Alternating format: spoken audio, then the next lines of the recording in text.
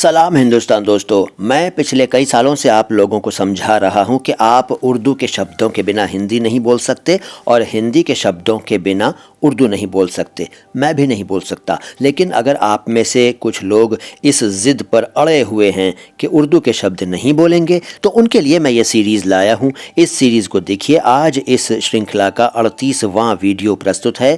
आज भी जानिए कुछ ऐसे शब्द जो हैं तो उर्दू के लेकिन हिंदी में खूब चलते हैं।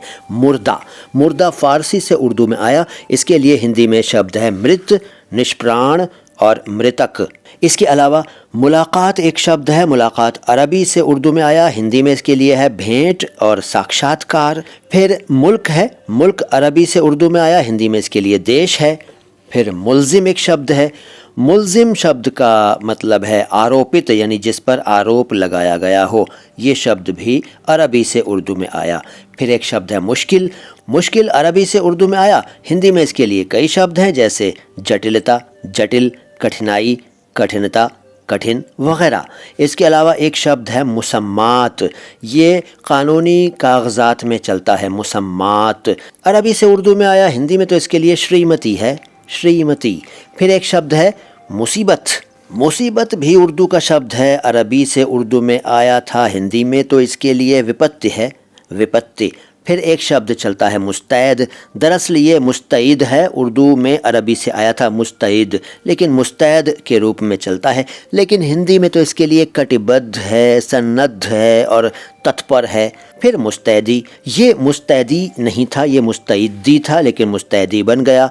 जाहिर है अरबी से आया और फारसी का प्रत्यय ई लगकर मुस्तैदी या मुस्तैदी बन गया। इसके हिंदी पर्यायवाची हैं तत्परता, सन्नद्धता, कटिबद्धता। इसके बाद मुहर्रिर। मुहर्रिर शब्द अरबी से उर्दू में आया, हिंदी में तो इसके लिए लिपिक है, लिपिक। एक शब्द है मुहावरा। मुहावरा भी अरबी से उर्दू में आया, हिंदी का तो है नहीं, हिंदी में तो इसके लिए है लाक्षणिक शब्दावली। फिर एक शब्द है मुहर। मुहर है लेकिन मुहर लिख देते हैं और बोल देते हैं। फारसी से उर्दू में आया, हिंदी में तो इसके लिए मुद्रिका है और अंकक है। फिर एक शब्द है मेज़बान। फारसी से उर्दू में आया, हिंदी में तो इसके लिए आतिथेय है, आतिथेय। फिर मेज़बानी। मेज़बानी भी फारसी का ही है, इसके लिए हिंदी में है आतिथ्य। इसके बाद एक शब्द है मेज़ यानी टेबल। पुर्तगाली से उर्दू में आया था।